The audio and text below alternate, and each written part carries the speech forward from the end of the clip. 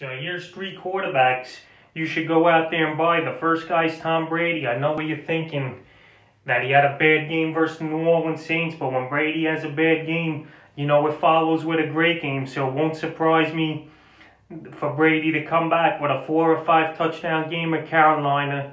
I know managers, they're going to be panicking that Brady had a bad game at his age and he didn't look in sync with his receivers.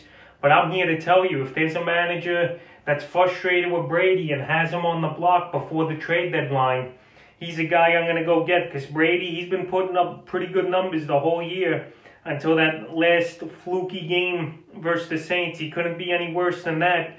We had 2.5 fantasy points. But I'm going out there and I'm trying to get Brady. He's had some monster fantasy games on the year. His stats are still solid as Brady. 20 touchdowns to 7 interceptions. So Brady, he'll be fine. He's got the Panthers coming up and then the Rams. The two matchups he could exploit. And you know, he's going to go back at the tape, study hard, and work hard this week. So I'll go out there and get Tom Brady. The second quarterback I'm looking to get in a trade and buy is the Shaun Watson. It's going to be tough to get him, I think. But he's a guy I want the rest of the year down the line. Since Bill O'Brien's been gone, Watson is back in form and doing what he's got to do. Now he's got 3 games of 25 or more fantasy points in a row as Watson, and he's an automatic 25 to 30 fantasy points each and every week versus Jacksonville.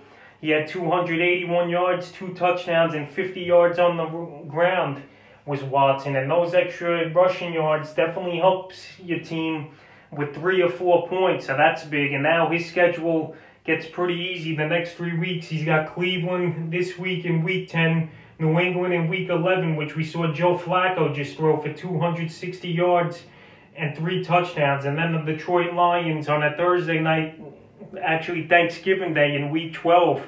So I like the Shaun Watson.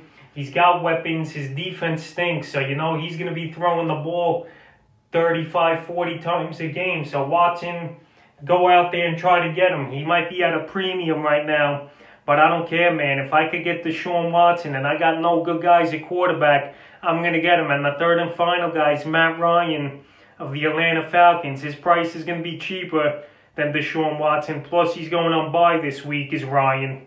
But Ryan, since Julio Jones has come back, he's back into form with all good fantasy days, except in Week 8, he had a little down of a game with 17 points. But Ryan, in Weeks 11, 12, and 13, the big crucial weeks heading into fantasy playoffs, Ryan, he's got a good schedule. He versus New Orleans in Week 11, Vegas in Week 12, and then New Orleans again in Week 13.